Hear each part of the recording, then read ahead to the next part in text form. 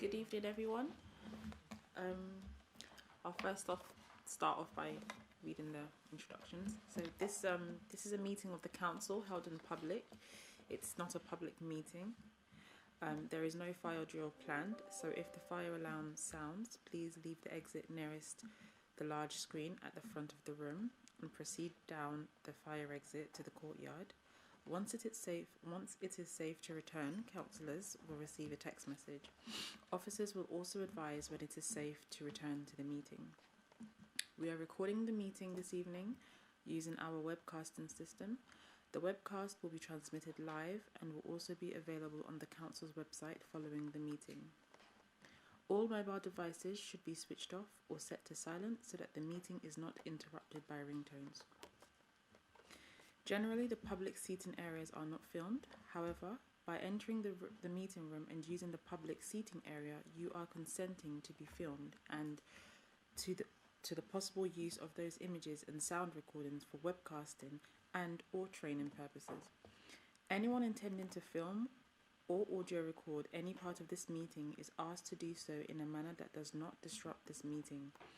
Please refrain from filming the public gallery. Thank you. So welcome to this meeting of the Regeneration and Economic Development Scrutiny Committee. Our main aim tonight is the Basildon Town Centre Master Plan SPD Statement of Consultation. The purpose of this meeting is for us to consider how consultation feedback has been addressed and to decide whether the draft SPD is ready to move to Regulation 13 consultation. Just to be clear, this is a high-level framework, not detailed design drawings, and our role is to scrutinise the policy and consultation process. Thank you. So I move on to the first item of the agenda.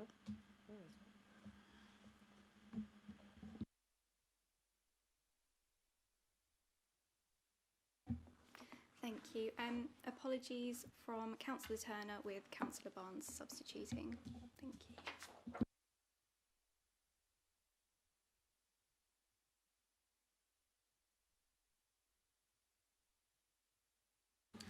Do we have any declarations of interest before we continue? The usual declaration as a Essex County Councillor. Thank you. Any others?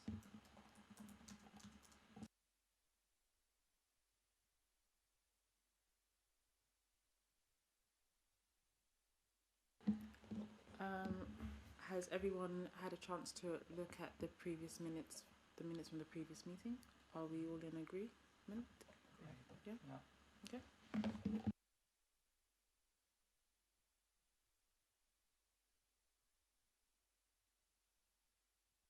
So we'll now move on to the first agenda on tonight's meeting.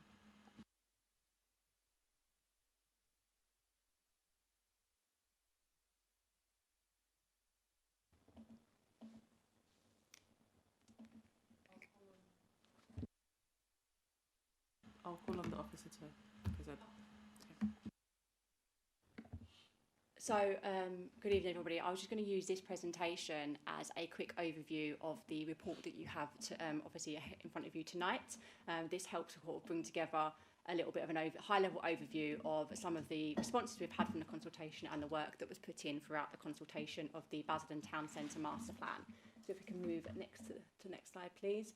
So obviously this is a supplementary planning document that provides additional detail to policies in the local plan. Obviously it helps provide clarity for developers, supports our local plan policies and promotes a whole place approach. So really trying to make sure that we're capturing everything that we need within the town centre, not just looking at it development by development, we're looking at it as a whole picture over the next few years for the whole town centre, and obviously this reflects the community aspirations shaped by the public consultation and the feedback we have received. Next slide, please. So this is obviously we will know that the first round of public consultation ran from the 3rd of March to the 14th of April of 6 weeks, and that ran in parallel with the local plan Regulation 18.2 consultation. It was aimed to gather views on a vision, priorities and spatial framework for the town centre. We received 88 responses from statutory consultees, residents and local stakeholders, and we had 2 public events and promotion via Commonplace, the online platform, libraries and social media. So this is an overview of some of the key themes we had throughout the responses. Feedback was broadly supportive of the supplementary planning document's ambitions, and there was a strong backing for the vision of a vibrant and inclusive town centre. There's clear appetite for safety across our town centre, which is one of our aims, improved connectivity, and obviously more diverse uses that we talk about that are needed across the town centre to ensure footfall and use of the town centre. So there are some of the key comments. I won't read them all to you, but obviously providing more leisure and cultural opportunities, green spaces and urban greening, and supporting creative industries and apprenticeships as well to boost the local economy. So evidence-based delivered since the consultation. So we have already responded, and you can see some of the responses throughout the full report, but we are already responding to some of the areas that we have gained feedback from, and some of these do sit within our main aims of 2025. So at the we had obviously the Basildon Town Centre lighting strategy that came, I think it came to Cabinet last year. We have updated our Basildon safety plan. We have started a programme of activities around making spaces for girls, and obviously we have fed into and continued working on the Basildon Borough parking strategy. So that does feed into some of the key themes and comments that came back through the consultation.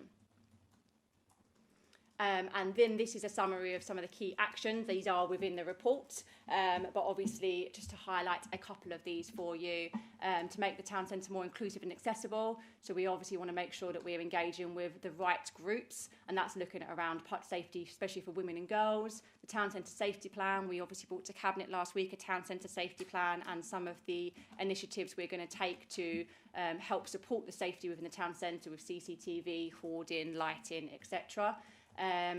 And then one of the other key ones is around supporting industries, apprenticeships and boosting the local economy. Many people will know that we are about to launch a Basildon Construction Academy. We work really closely with Pathways downstairs, and obviously ensuring that we are working with our partners across the borough to create employment opportunities. And then this aligns with the work that we're doing with the Westgate Master Plan as well to support the creative sector growth. So all of this is all underpinned by the Basildon First Charter, making sure that developers are using local businesses and in training local people as well. So there's lots of key things that we as a council are doing to help support some of the main themes and the actions that are coming out of this, and obviously taking on board some more comments and obviously creating actions in response to that. Next slide. So this is what happens next. So obviously we're refining the town centre master plan in response to the feedback. You will see in the report the responses to some of the feedback. We're incorporating all the findings and the new evidence bases into updated policies and guidance. We'll complete any actions that are arising from the consultation, and then be launching the Regulation 13 consultation, publishing the revised SPD and statement of consultation for a 4-week statutory consultation period. I will refer any technical questions to the experts in the room around the consultation and the feedback that has been received. Thank you.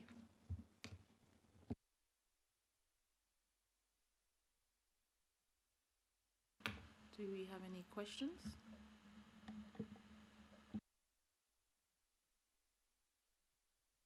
Yes, Councillor Richard. Just a question on process, really. I don't know what the population is offhand of Basildon, particularly of the new town area, but do you think 88 responses is robust, and you're developing a master plan based on the feedback from 88 people?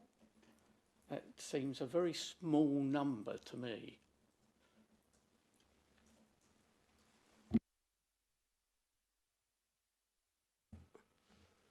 So, yes, I think we would agree that we would have liked more people to engage in the consultation process, although we're very confident in the consultation process we ran. As was mentioned by Councillor Power, it ran concurrently with the local plan Regulation 18.2 consultation, and I think, Matthew, forgive me if I'm wrong, but we had over 2,000 people engaged with that consultation process, and this formed one part of that. So within the overall 88 number, that also includes a number of the statutory consultees, and some of those representations are quite detailed. So we're confident that the consultation process was run appropriately, and that we've got, I guess, valuable contributions from that process to inform the master plan going forward.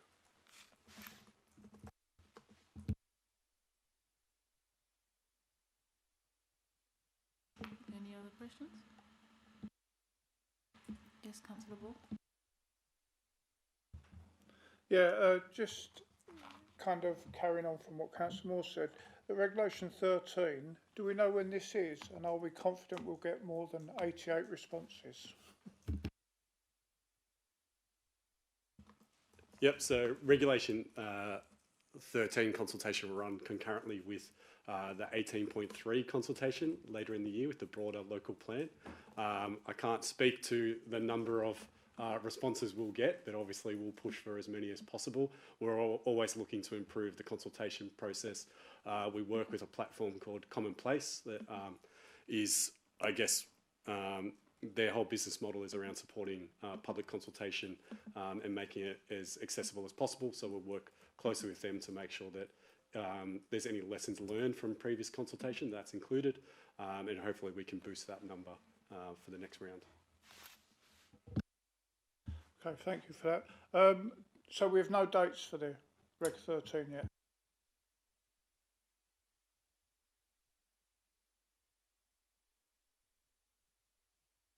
Yeah, so we do, the target date for that consultation is the 21st of December.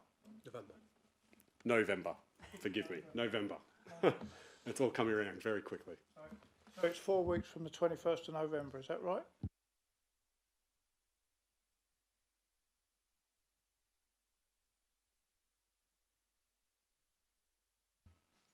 Yes, that's correct. 4 weeks is the statutory minimum requirement. I had a question myself. Can you highlight one or two examples where consultations responses have directly changed the SPD wording?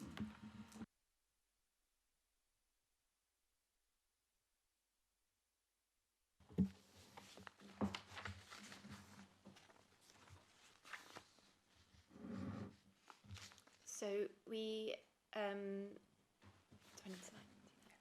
okay. We haven't. We're in the process of changing the wording because we wanted to check that the actions are acceptable before making the changes. So at the moment they're actions as opposed to direct wording changes.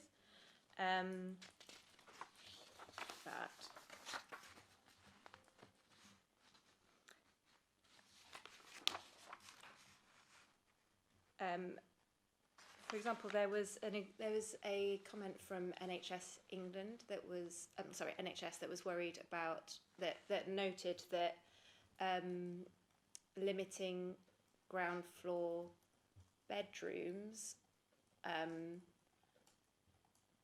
wasn't appropriate for inclusivity, even though we were thinking about kind of active frontages and what it's like from streets. So we're using some wording that they've provided just to make sure that we're striking the right balance of privacy and inclusivity. I know that sounds very specific. Generally, most of the comments that have come back and the word changes are like kind of refinements. There aren't any wholesale changes arising from this. It's adding the detail from the Basildon Safety Plan and the other evidence bases. I had another question. I wanted to know, how will scrutiny be kept updated once Reg 13 consultation is complete? I mean, there's an opportunity to bring it back to scrutiny, although once we get through to Regulation 13, the master plan and SPD itself will have some statutory legal weight. So at that point, there's probably unlikely to make changes to it. I think the opportunity is now, if you want to see any changes made to the master plan or to incorporate the consultation responses any further.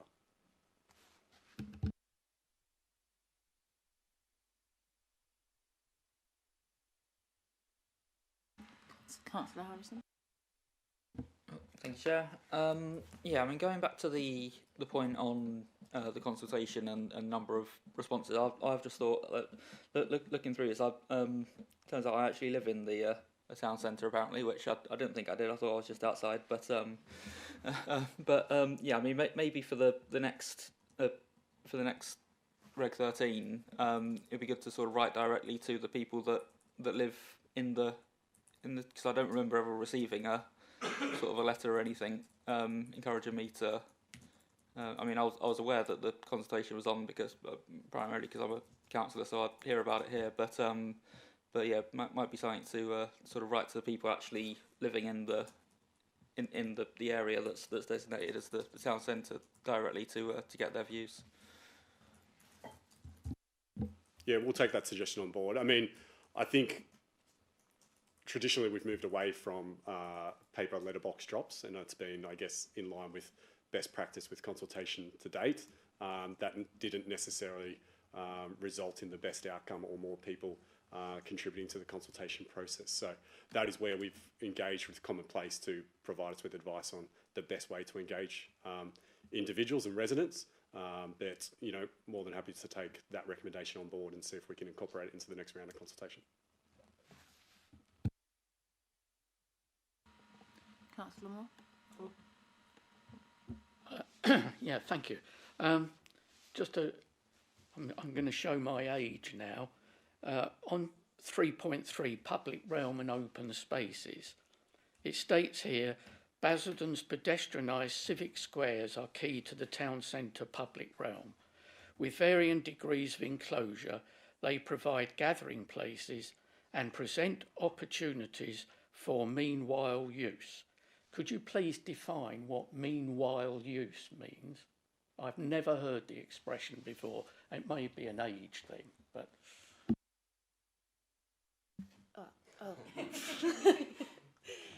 So it's to make sure that the town centre is attractive and activated during, like particularly during the construction process, as there are buildings that aren't being used. We want to make sure that they're programmed with communities, with local groups, to make the most of the spaces. That we don't want spaces to be unnecessarily empty. So it tends to be quite short-term use of buildings and spaces, public spaces as well. So yeah. You haven't defined what meanwhile use means. Okay. Yeah, I mean, quite literally, meanwhile use just means it's a non-permanent use, so it's only going to be there for a meanwhile. So some of those examples would be temporary market stalls, activations. Why don't you write that instead of having some fancy word that most people will not understand? I mean, so rewrite that piece. That word it just doesn't make any sense. I think we're happy to provide some more detail on that. But meanwhile use is, I guess, a common term in urban design. Planners. So that's fine. It's not to us ordinary people. We're more than happy to add some additional information there to, I guess, provide some more clarity. Well, the word might remain because it is, I guess, a well-defined word within the urban design and public realm. It is not a well-defined word by the residents of Basildon Borough. It might be in planning, it might be in consultancies, but not to the general public. You're writing that this is for the general public to read. Well, I thought it was. Perhaps it's only for planners to read. Because you know what you've written there. I don't. We're more than happy to provide some more clarity on the term meanwhile use. I think the purpose of the document is for residents, but it's also for people within the development industry as well who would be familiar with the term. But as I said, I'm more than happy to provide some more clarity on the definition of that term.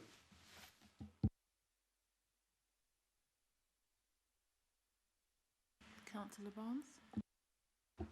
Thank you, Chair. Just going back to the consultation, you mentioned that the steps that were recommended in order to publicise consultations, and could you tell us a little bit more about what those steps were and how the consultation was publicised?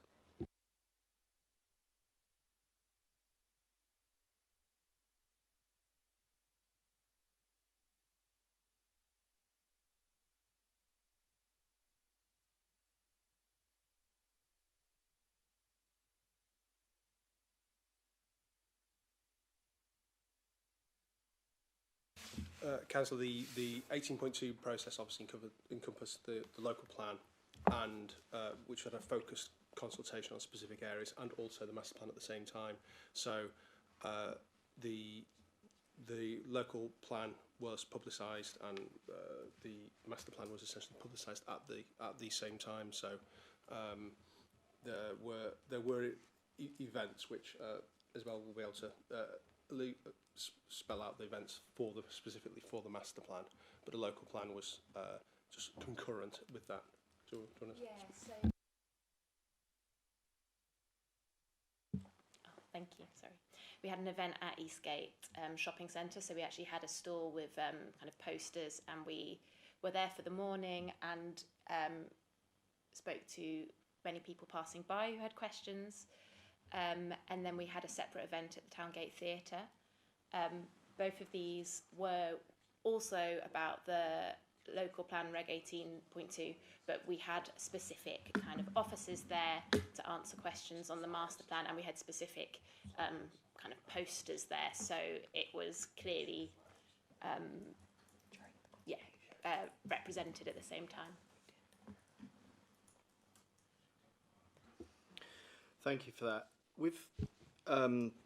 With that in mind, do you think there's a danger here that this master plan consultation has got sort of lost in the mix with the local plan consultation, and that might explain why the response rate has been so low? And are we obliged to run the two simultaneously, or is it possible to run them separately? I must confess I'm not aware whether you're obliged to run them at the same time. Yeah, you're not obliged to run them at the same time, but it is the appropriate time to run that consultation to get the town centre master plan in place and the SPD in place at the moment. Obviously, there's significant regeneration plans for the town centre, and we need to make sure that there's a master plan in place that sets the overall strategic vision for that development before the development takes place. So it is the appropriate time to undertake that consultation now. It just so happens that we're also developing a local plan at the same time. So it was appropriate for those to run concurrently. In terms of whether or not it was lost because there was multiple consultations ongoing, I don't believe so. I believe that we did a good job in advertising the fact that those consultations were running concurrently. Not only did we do that, we also held a number of events within the town centre also. So there was ample opportunity for people to be involved in that consultation process and have their views heard.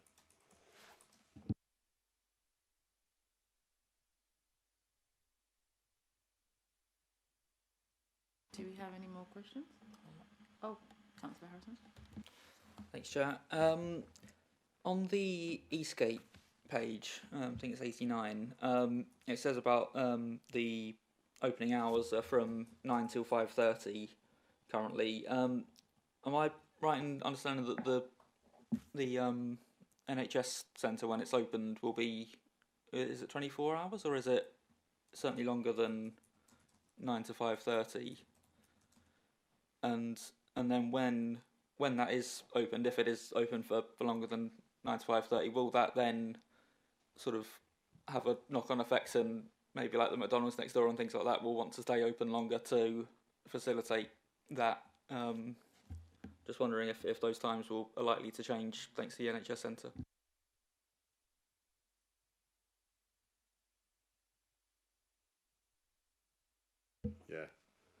Yeah, sorry, Councillor, I don't have a specific answer for the opening hours of the new medical centre. I'll take that on note and get a response to you. But yes, I mean, if that is beyond the 5:30 p.m. closing time of the centre, then I think it would be a discussion with the retailers and the centre themselves as to whether they look to stay open longer than that or not. As part of the master plan work and the broader regeneration work, we're obviously looking for opportunities to activate the town throughout the evening and nighttime as well. So those discussions have been ongoing with retailers also around longer operating hours and the benefits that can bring to the town centre more broadly.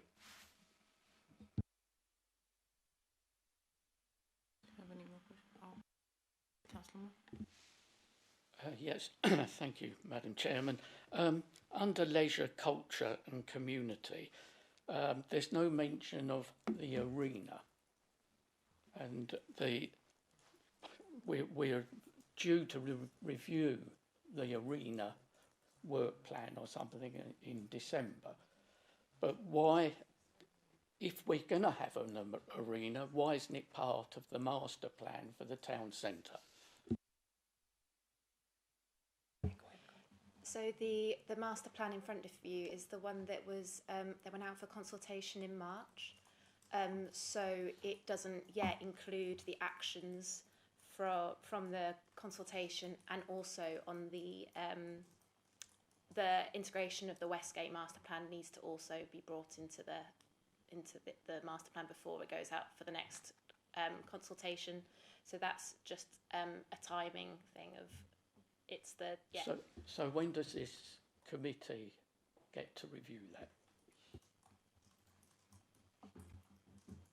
Well, the work towards the arena is a separate piece of work above and beyond the master plan itself. So I can't speak to when that will come forward, but that work is being undertaken now. So I believe there will be opportunities for scrutiny, whether it's this scrutiny or another, to have an opportunity to review that when it's appropriate.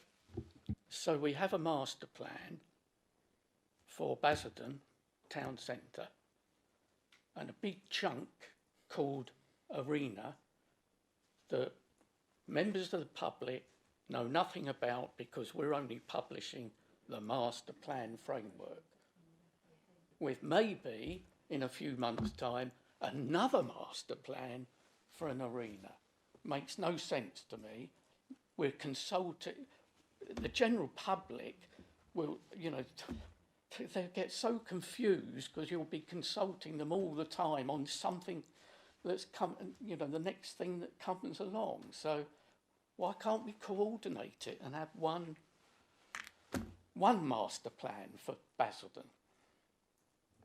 I'll come back on that. The officer did just explain that this went out obviously back in March. That was before the plans for the arena had got to the point they are, and the Westgate master plan had been consulted on. So the next stage, which is Reg 13, I'm getting all my numbers mixed up here, will incorporate the Westgate master plan as part of it.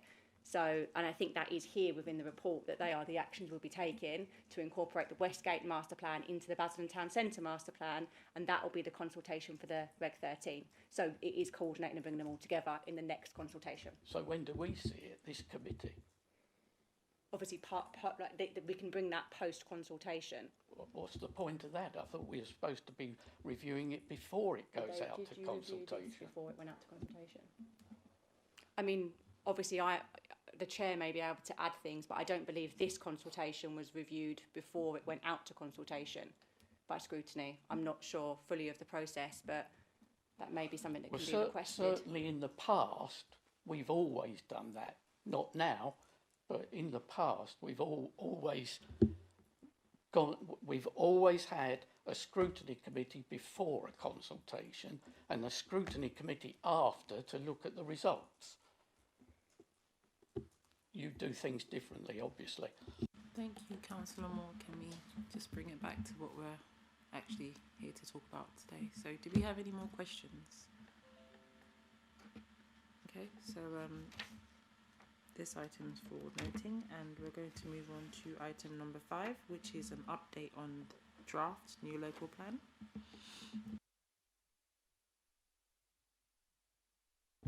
I'll keep my introduction to this report very brief because you will all know that I am not Councillor Adele Brown. But this report is obviously an update on a number of the policies that sit within the draft local plan and a detail of obviously the next steps that we'll be taking and the process that the local plan is set out in further detail. I don't know if there's anything more to add to that for the officers or if it's just for questions. Obviously, I don't want to... obviously any questions we will be able to answer. But I'll keep my introduction on this report brief. Do we have any questions? And please, may I just remind members to keep their questions and comments respectful, please? Thank you.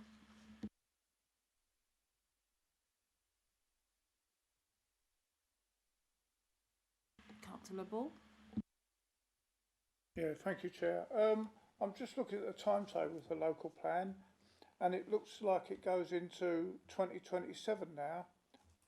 Has that slipped? Because I'm sure it used to finish in mid-2026, and if it slips any more, it will slip beyond the life of this council.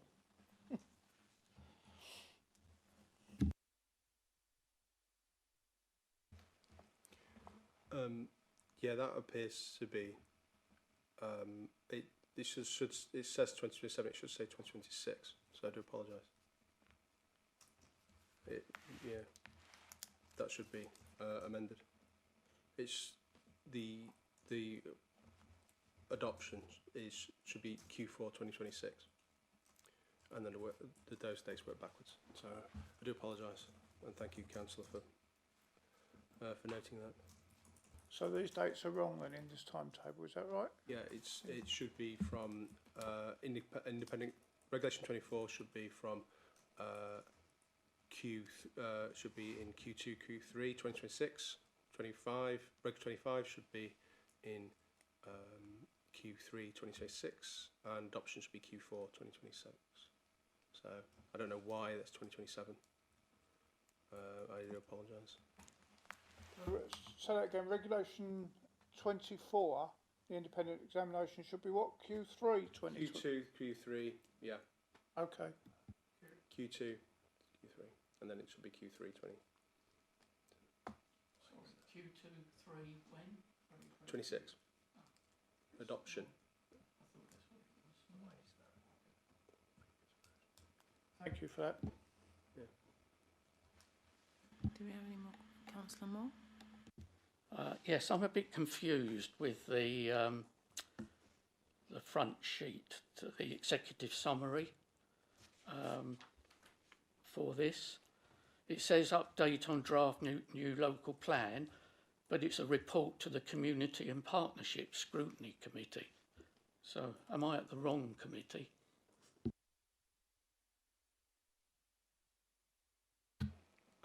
Yes, there was an update.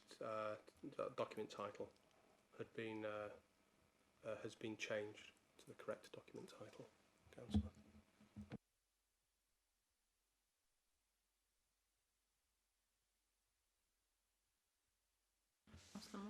So it says here in October it is programmed for CLT senior leadership team to review the first full draft of the plan.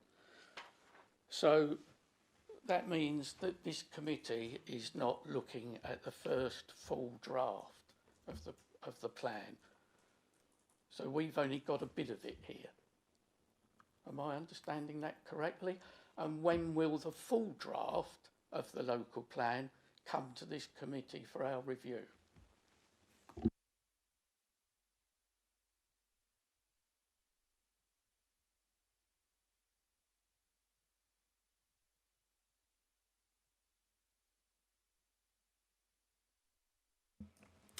So yeah, thanks, Councillor. So you're right, this isn't the full draft local plan. There's still a number of aspects and policies of the draft local plan that are still under development. So that's why they haven't been brought before Scrutiny Committee tonight. They will be ready in time for the public consultation later in the year, but unfortunately aren't ready. So that's why we've brought the select policies which are ready and at a point where it'd be appropriate to scrutinise those tonight. So there will be an opportunity to obviously review the full. Yeah, no, that's what I'm saying. Yeah, so there will be an opportunity for to, I guess, provide comment on the full draft local plan when it's on public consultation, and then it will also come back to scrutiny. I believe it is in February. 4th of Feb is the current date. 4th of February is the current date for next year.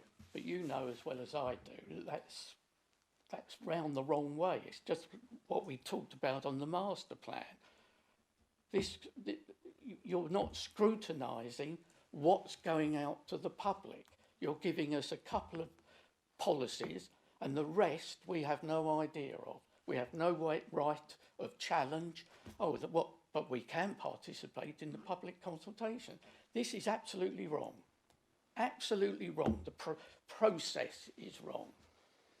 You come here with, not even half the plan, a few policies, and you can walk out of here and say, well, we did scrutiny, we're okay.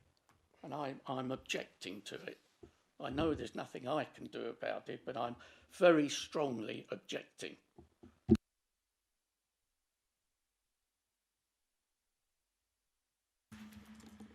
Thank Councillor Moore. I understand that you have a lot of things that you want to address.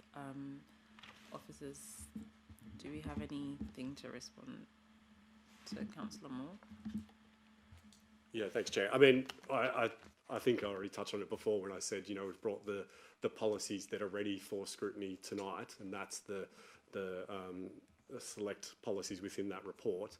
We recognise that we are up against very tight timeframes, and there's still some of those policies are being developed and evidence-based being produced. So it wouldn't have been appropriate to bring those policies before scrutiny tonight. So that is why there's, I guess, a limited number of policies there. We endeavour to bring all the policies as soon as they are ready before scrutiny. We're not looking to hide behind those. It's just the fact that we are still under development with a number of those policies, which is why they're not before scrutiny tonight. Can I just clarify that, Councillor Moore, you understand? Okay. Councillor Barnes? Thank you, Chairman. Just really leading on from what you've just said there, you're obviously not in a position where the policies are ready to be seen by this committee, and yet they have to be ready in time for the consultation. We've got an agenda in front of us which has got a number of typos. Now, you'll probably be aware that a recent decision around the MPPF was subject to a call-in because of a typo. These are documents, because they relate to the local plan, that tend to attract a lot of public attention and a lot of public scrutiny. People look at them sort of line by line, and as a result, these kind of issues can lead to complications. So, are you confident that there is enough time to produce the necessary policies, documentation to the standard that they'll need to be to pass public scrutiny? Thanks, Councillor. Yeah, and I do appreciate your point around typos and I guess a lack of confidence that can bring to a policy or a document. So we do apologise for those typos within this report, and they will be rectified. But I do have full confidence that, you know, we can get the local plan into a position before public consultation that there will be no typos, and they will have full confidence in the document that goes out to public consultation. Thank you. Do we have any more questions? No? Okay. This has been noted, and we'll move on to item number 6, which is...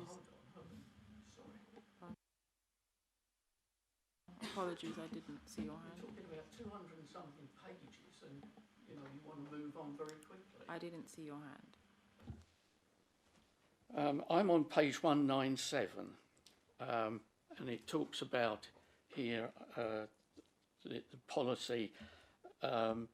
It says provide temporary use of sites and premises for cultural activities, particularly in locations where they can help to animate the public realm, and the provision of public art will be supported.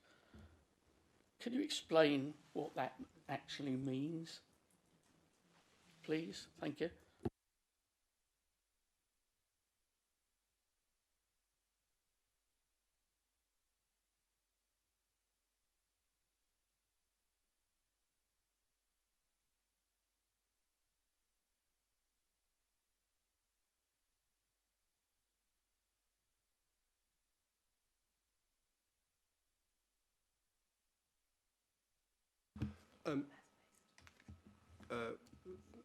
Councillor, the provide temporary use of sites and premises for cultural activities, particularly in locations where they help to animate the public realm and provision of public art will be supported. The temporary use of sites and premises relates back to the conversation about meanwhile uses that was had earlier in terms of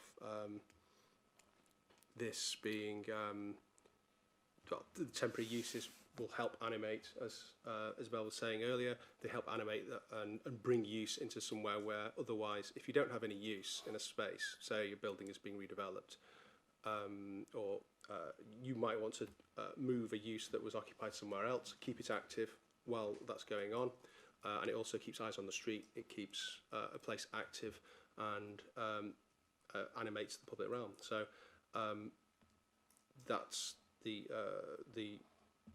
wording, and that's the meaning of that as far as I would be able to say. And I don't know, Isabel, if you wanted to add anything further on that one. I don't have much to add except for it's also an important strategy in terms of the safety of the town centre, to make sure we don't have these quiet sites that are being redeveloped, making sure we're attracting people to them.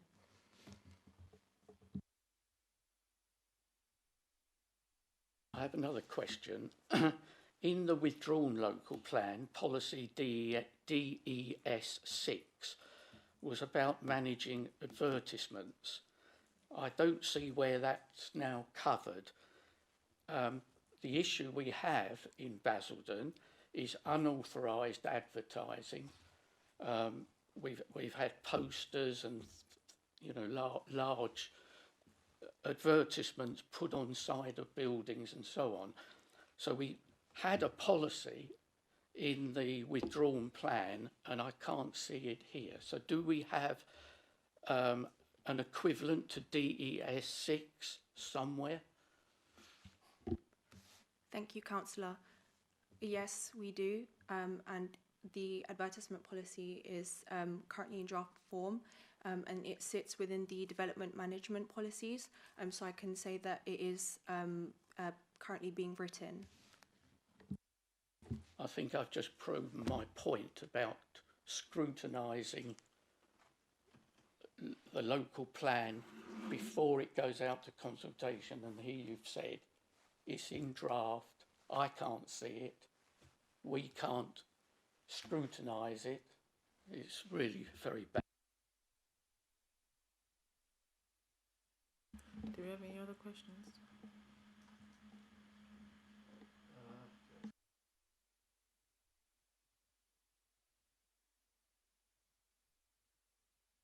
This has been noted. Can we move on to item number 6, which is the Regeneration and Economic Development Scrutiny Committee Work Plan 2025 to 2026.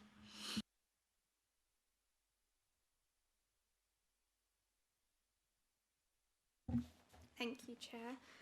So this report provides members with an opportunity to consider and identify items for the committee's work programme for the municipal year. I refer members to pages 206 to 207 of the agenda, which sets out the current items.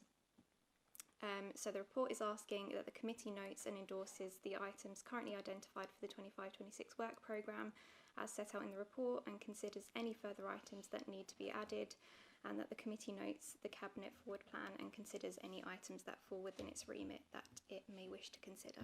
Thank you.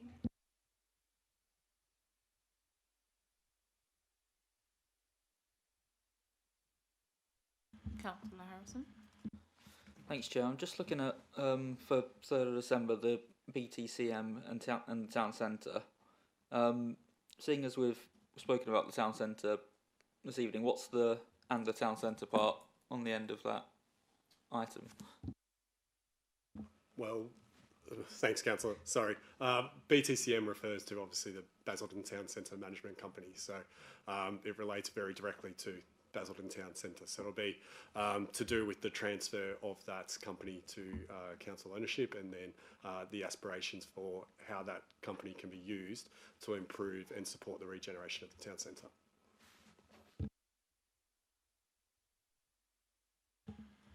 Anyone else? Okay.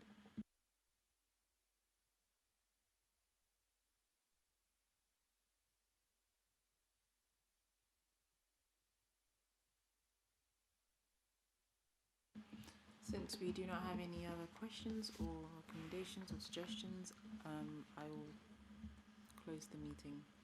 Thank you all for coming out tonight. Have a safe journey back home.